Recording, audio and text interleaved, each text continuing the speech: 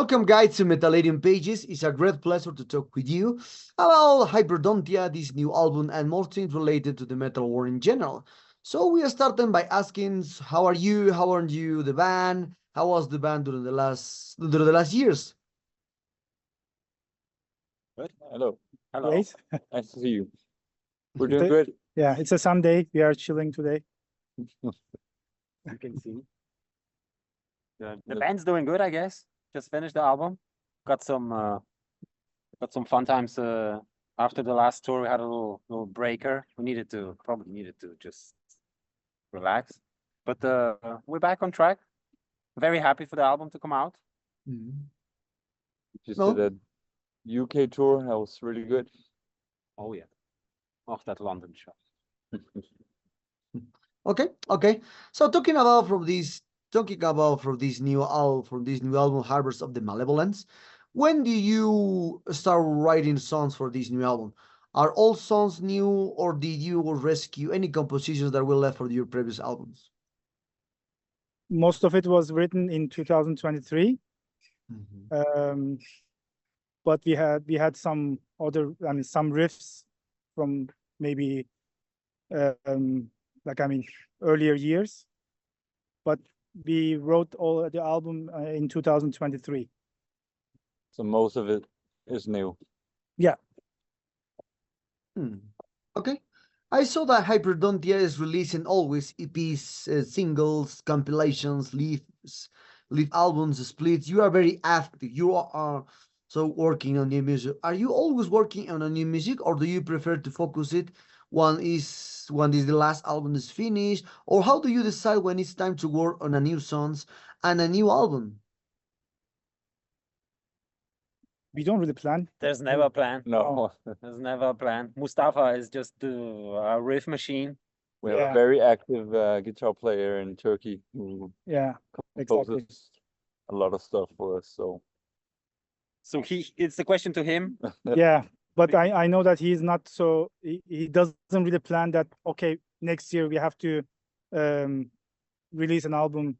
He just plays every day and he writes music. He's a busy guy. Okay. Yeah. Okay. So, how do you feel about this release compared to your previous album, which came at the last of the pandemic, or difficult times of the pandemic? You want to start? Should I say? You can start. About the news. Yeah. Well, I feel it's a little bit different. I can just speak on behalf of the drumming section for the album. I feel it's a little bit more loose when it comes to drum patterns, because it's more trashy, let's say, which is very much my department. So it didn't come out as like a big creative process to write the drums for it. And for the first time, I get to have like a free hand with it, and I even incorporated some D beats, which I never did on any previous albums. So it's like, I don't know, doing it in the comfort of your own backyard, not trying to prove something, just making it what comes naturally. That makes it just very pleasant and easy to work with. That's what I would say about the drums on both releases, both the range and the new album, which is just for the plus for me. Mustafa and the other guys, they approve, I would say 95% of the stuff that I record. So it gives me a lot of freedom in it. So I would say that it's a little bit more fresh because of there was no borders to it. That's my impression of it. And I think you could also tell that it's much more loose, even though there's complex structures and the songs are super tight when it comes to recording and execution. But you can also feel that there's a lot of freedom for all of us. Both like when performing the songs, I don't think it comes so demanding. So like feels like we're just having fun, which I feel we do. We also changed our tuning on ranged. So it's higher from C sharp, which also made a big difference, I feel like. Yeah, and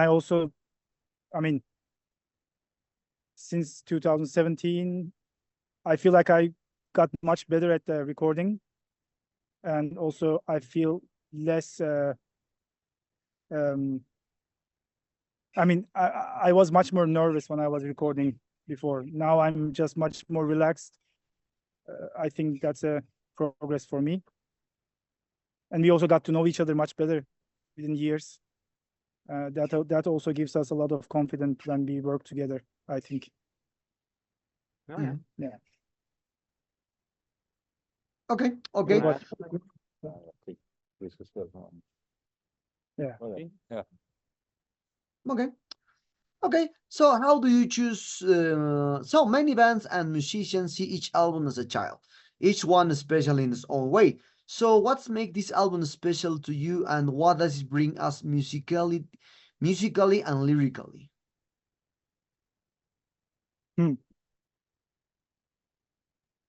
to say it? No. Before Like this, what I've been talking about? you should do it. So yeah, I feel it is a child. Like every album is a child. So you put a lot of effort and a lot of attention to it.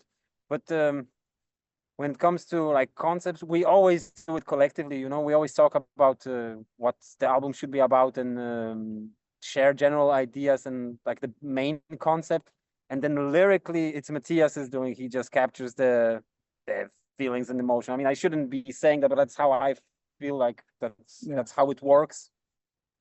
And then everything goes through, more or less everything goes through everybody, so everybody's on board. It's not like Matthias writes his lyrics and he keeps it in his pocket and we just find out when the album is printed. We more or less like know what everybody's doing and kind of try to suggest if something could be changed. But I would say again, 95% of the stuff just stays the way it comes naturally, like the first impression, Which I feel is also the best to do, so not to overdo certain things.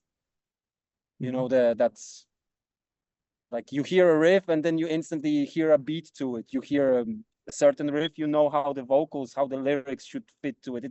It's all like a big hydra with many different heads, but somehow it makes it like a whole body with its random. But it's not like we are sitting down and talking about concept for months and like discuss about it, No, yeah. It's like small ideas and casual talks. And like, when did you do the lyrics? Well, how did it happen? On a trip I was actually on our Mexico tour last year, sitting in the van. It was very cozy time doing lyrics for this album.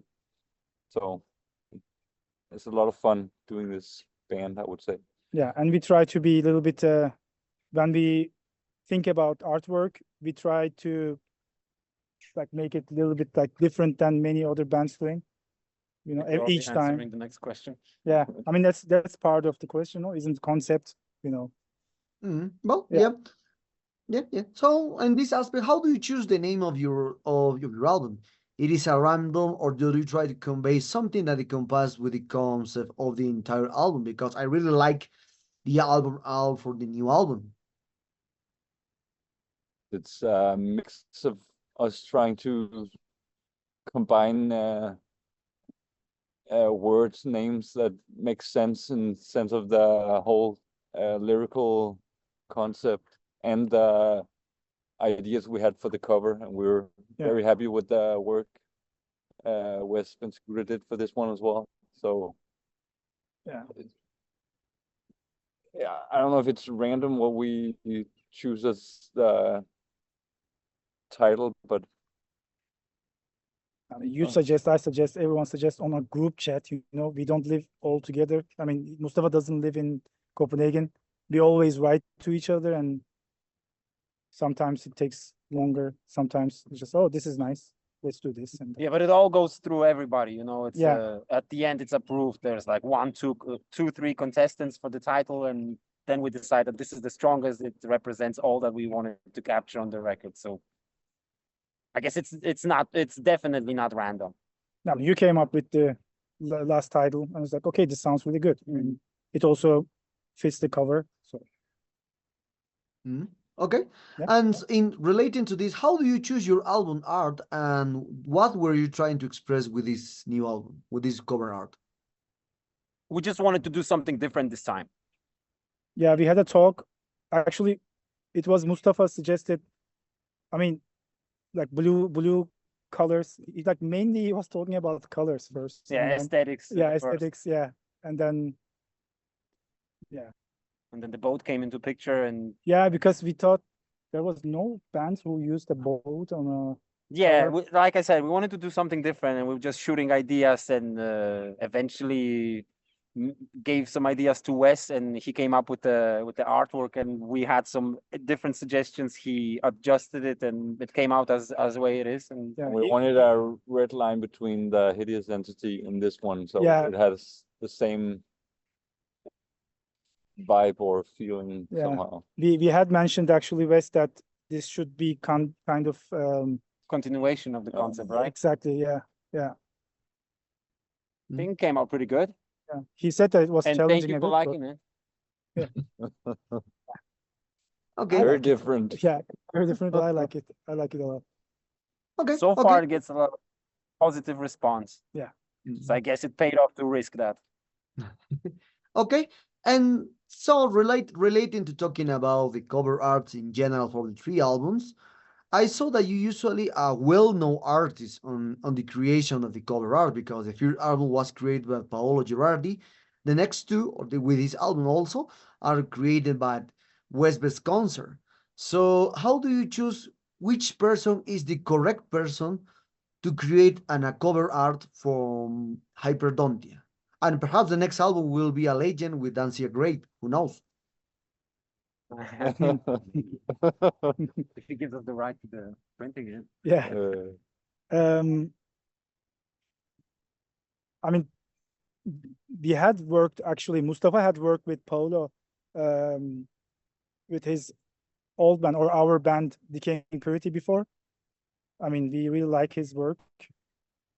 I don't know who suggested this when we recorded Nexus, But there's also another aspect to it. You know, these are these painters that are, I would say, for all of us, there are heroes from, you know, from our Exactly. teenage years. So, and now we finally have the band that we could, you know, like measure the efforts we put with the artwork that is happening there, and people are willing to do that. So it's a win-win I mean, situation, you know. Wes did Nile. Come You know, on, I he mean, did the Profound Slayer, he did, Vader, like, you know. It's yeah. like, and then he's made the cover for us. So it's kind of like Yeah. going back to being, you know, in your childhood, looking at all these. I mean, I see the posters behind you. Don't you wish I wish?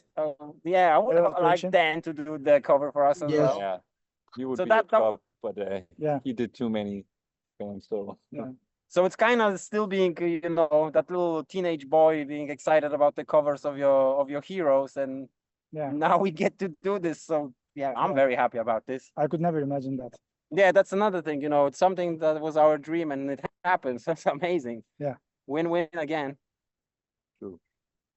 Okay, okay. So now talking about the reception from this new album, how do you feel the reception, or how do you feel the reception of your fans and press to this new album has been so far? What have the reviews been like? Do you usually read reviews or criticism that are uploaded online, and how do you take it, the reviews in general? Everyone is free. I mean, they can like it or not, and it's not. We are not making music, so people for everyone. You know, I mean, And if people have bad things to say, then go ahead. yeah, they're also. Yeah, very- any Just- publicity is a good publicity. So, I don't like all the albums and all the bands, and but maybe it's a little bit too early to answer this. So far as what, a week or 2 weeks? Yeah. Some of the snippets of the album have been out. It's just had a very positive feedback. And we play a couple of shows, a couple of songs from the new album, and they had also a very nice response from the audience. I mean, that tour we did in the UK right now with Snet guys, also very, very good response from the crowd, especially with the new tracks. And also, it's the first time we've been there, so we cleared the path. I think pretty good with both new and old tracks. Mhm. But I would say, yeah, that the new album, has a very positive feedback. As for now on, we haven't had a bad review yet. Mhm. I think all that work that we put in just pays off right now in that way. Okay, okay, okay. So talking about now the promotion of this new album, what are your plans for this new album? Perhaps you will embark tours, perhaps some gigs there, or who knows, perhaps you will come to a full Latin American tour. Who knows? Or perhaps you will present a video clip for this new album. Who knows? For now, we actually only have one festival in September. in Tones of Decay. Yeah. But we've been talking to people about coming to South America or Latin I've been America, talking to so someone hopefully in Brazil. Yeah. Roberto might book us again in Mexico. Yeah, Roberto. we would love to come to your part of the world. Yeah. Okay. Okay. But So not one much thing happening. that one thing that I saw in Hyperdontia career is that the band grew fast, because I saw mentioned you as the new revelation of the death metal since you started with Nexus of Teeth. Then you have popularity around the underground scenes, death metal around the world. So how the band take this the fast growth that the band has since in 9 years, because with 3 albums, a lot of piece, you come to you come to Mexico, and also you're also on the box, reading, presenting interviews, reviews. A lot of people are talking about now Hyperdontia and waiting a new album from you. I mean, I don't know if It doesn't seem like it's going that fast. So. no, yeah, exactly. I feel yeah, I mean, I don't think like we grew that much, and I don't feel like that. Because it's just constant fun, you know. I think we're just doing what we love doing, and you know how it is. When you're in love, everybody wants to love you. So I feel like people just get attracted to the fact that we're having a good time with the stuff that we are doing, and that attracts because it feels like it, you know. They can just sense that we're enjoying ourselves, and then that brings back the same energy. I would say that that's the case, but that's just, you know, that's me. You I know, mean, we play as much as possible. We record what we feel like to record, and give always 100%. Okay, okay. Well, talking about other kind of topics. On the other hand, I imagine you must also mention sometimes that your sound is reminiscent of certain bands, but may have inspired you. But you have ever told that that you sound like a certain band when you really don't?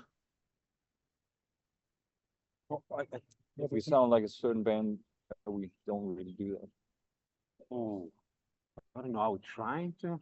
someone thought we sounded like Bolt Thrower. Incantation always, but Yeah, I heard we don't Morbid really- Angel comparison also, especially after the first release. we don't really aim for yeah. any specific band. We just play Supposed to music sound like and we 90s, right? Like what we all grew up with, the 90s death metal. Yeah, when Mustafa and I, we grew up with Diesel Flesh, Suffocation, and all the brutal death metal bands, Discord from USA. You know, I mean, we grew up with different kind of death metal bands, and you guys are more into Morbid Angel and 90s, more like death metal. True, yeah. But that's a good mix. Yeah, I mean, it would be so boring if we all listen to Morbid Angel and try to sound like Morbid Angel. yeah, I mean, Just that what makes it unique, all the different inspirations. But I wouldn't say that we try or aim to sound like a specific band. No, not at all. not at all. It's difficult to have your own sound or sound like something unique, but we try not to copy or do anything that's been done 10,000 times before. So Yeah. Okay, okay. So switching gears, there's a lot of talk these days about the advancement of artificial intelligence and how fast it has is advanced, that even used in the arts, both for composing music or graphic art. So how do you see this from your perspective? And do you think in the future you will use it to compose, design cover or a video, for example, in the band? you won't. fuck that shit. We won't. Probably not. No support. This is what ruins music and musicians. And art, everything. Yeah. It's not what the whole underground movement is about. And as much as I love D-Side, I hate their new cover. It ruins the whole experience Yeah, when you can see it's made up from a computer. Like, there needs to be sweat and blood in it and done with hands, you know, it's real. Just continuing the path. And I mean, there's a lot of talented new graphic designers and there's a lot of good art in there, but we just choose not to follow that path. No offense to anybody doing that. yeah. But it's No, like it becomes like a video game for a lot of people, you know, like you sit in the comfort of your computer with lots of speaker, lots of effects and lots of whatever you have it in there, and then you know, you can do an album with the comfort of your chair with your slippers, you know, and that's kind of not what we're aiming at. I mean, you can't avoid the recent technology and you have to go through all of this, but we try to use as less as possible from this. You know, you know, sharing files, internet, it's what people do right now. You can't record an album writing letters anymore, you know, so we got to follow with the times, but we try not to take as much of it as it's filled with in contemporary music. So no, we're aiming for the old school. Okay, thanks. So talking about now, especially returning to this new album, Harbors of your album Harbors of Malevolence, one thing that captured my attention always when you release an album is the order of the track list.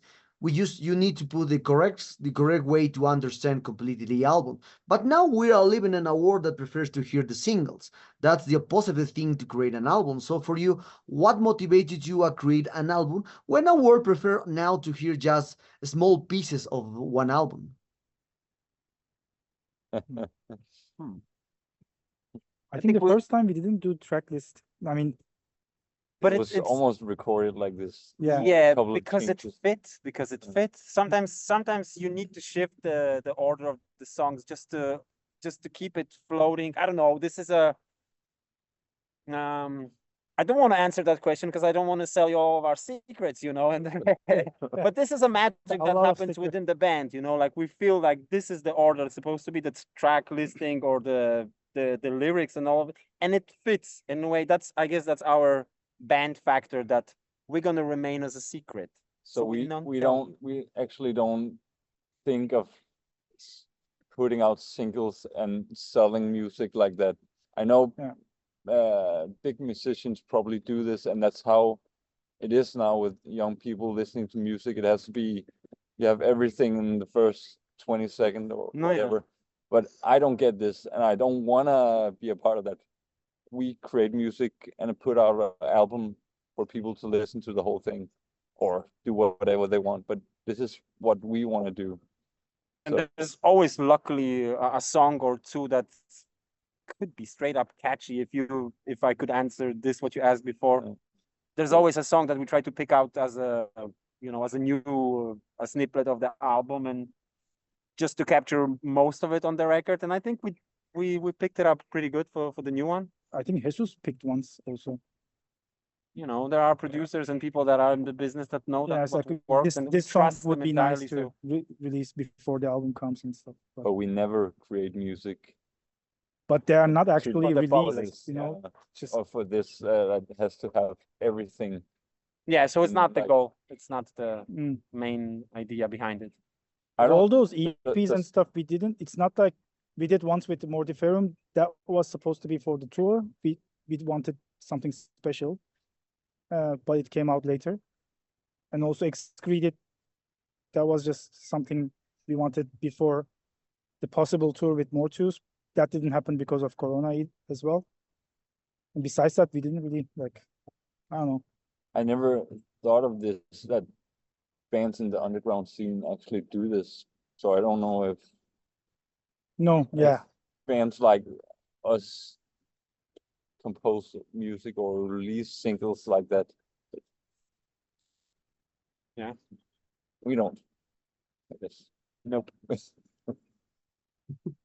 Okay. Maybe it's idea for us, but yeah.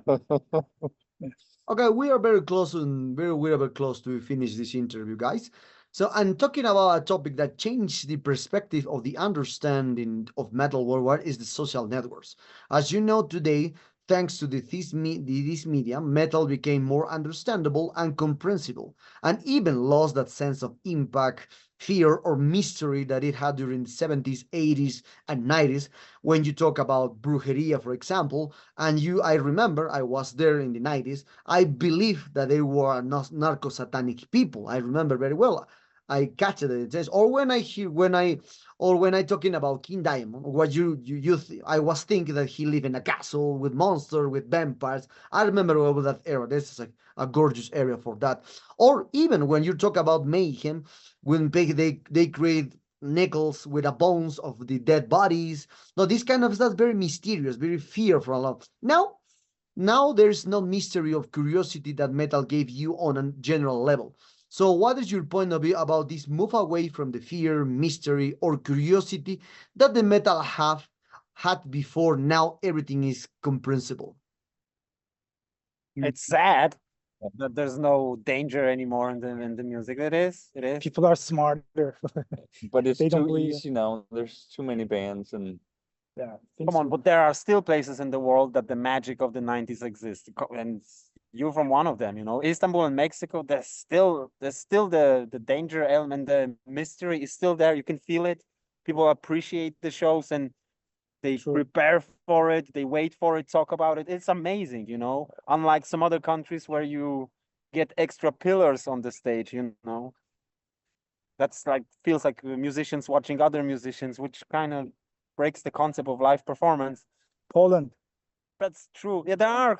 England was also amazing. I would say these four crowds, England, Scotland Poland. was. I mean, yeah. Yeah, and still that factor is in there. So there are still places where people get extremely fanatic about the music that they want to see live, and they study it and they appreciate it performed. But you know, there's also we live in different times that it's so easy to see a death metal show out in Copenhagen. We're just privileged, you know. If you want to see a death metal show, you can go see it every week almost. So it doesn't make all it the so. social media. Yeah. Or like once we played a show and someone told me, "Oh, you know, I haven't seen any videos of your band performing, but I came to see it anyways." But also there are not so many young people here. I mean, when I watched Suffocation last time, you see only people 45, 50 years old and bald guys, you know. There are not so many young metalheads, I think, in Copenhagen. When I travel to Istanbul, I feel like there are new people everywhere, 20 years old with long hair and metalheads and And that was the same in South America, right? The Yeah. people like yeah. 13, 17-year-olds just insanely obsessed with music. That's great. That's awesome. Awesome. But I miss that vibe that it's dangerous or it's not for everyone, and it's And yes, King Diamond Special. lives in the castle. yeah. Hopefully. Okay, so one of the last questions for this interview.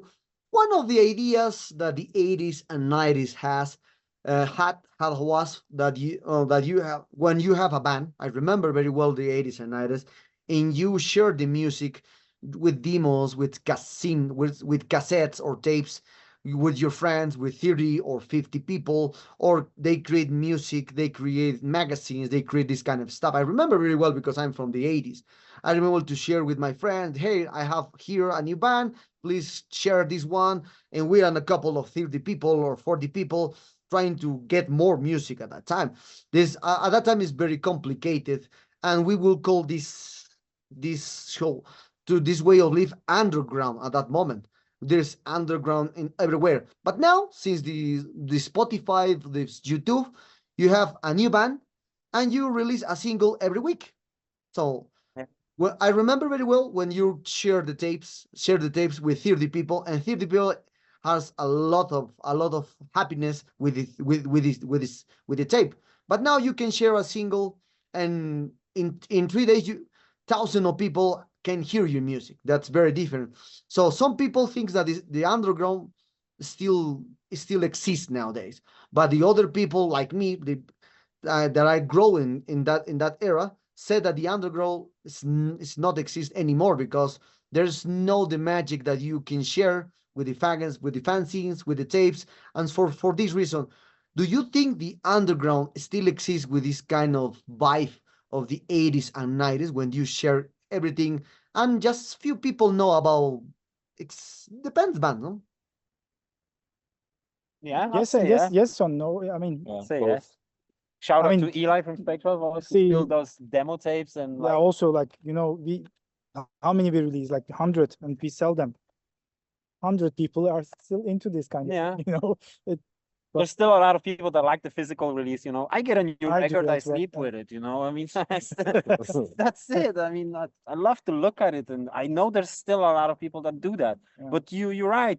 It's the outreach of if you put a single on Spotify, it could reach thousands of people within a couple of days. You're right, but yeah, in the Yeah, I mean, I scale had- how the world I mean, goes, I think it's we had still no underground. internet. I don't know. You are also, I didn't have internet or computer when I was 15, 16. I would Same. just go to Kadıköy, Istanbul in Hammer Music. And I bought, I remember it was like 98, 99. I bought Gallery of Suicide, Cannibal Corpse. And I didn't know what it was. It was just metal, you know? And I listened to it. I went back and I asked, what is this? Give me something like this. I don't know what it is. You know, it was death metal. And I just got another cassette, like Gateways, Morbid Angel. I mean, that's how it was. It was back then. Now you Same can here. just type in death metal bands, underground death metal bands, and you have many bands. It's just much easier. It should be a good thing actually, but But it's not. it's also bad. Yeah, I don't know. Then you just want to. Yeah, the magic yeah. is gone for sure, but you can still find that underground scene. Because here we are very close with the punk and hardcore scene as well. So I think that's where you have the most underground, because they really don't want to be a part of Yeah, I mean, K Town. the Yeah. how the world is evolving. So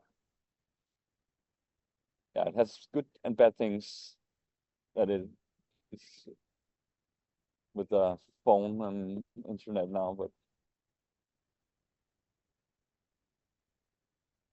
It is what it is. yeah. Okay, okay.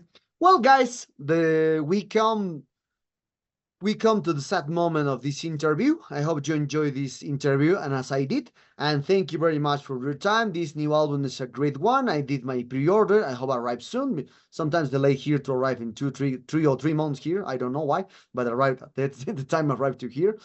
So maybe you have something to add to your Latin fans and Metallium followers. Oh Muchas yeah, gracias. muchas gracias, cabrones. Hope we to would, see you. yeah, I hope to see you soon. We would love to do that. Yeah. Who knows? But maybe we meet in Peru next time.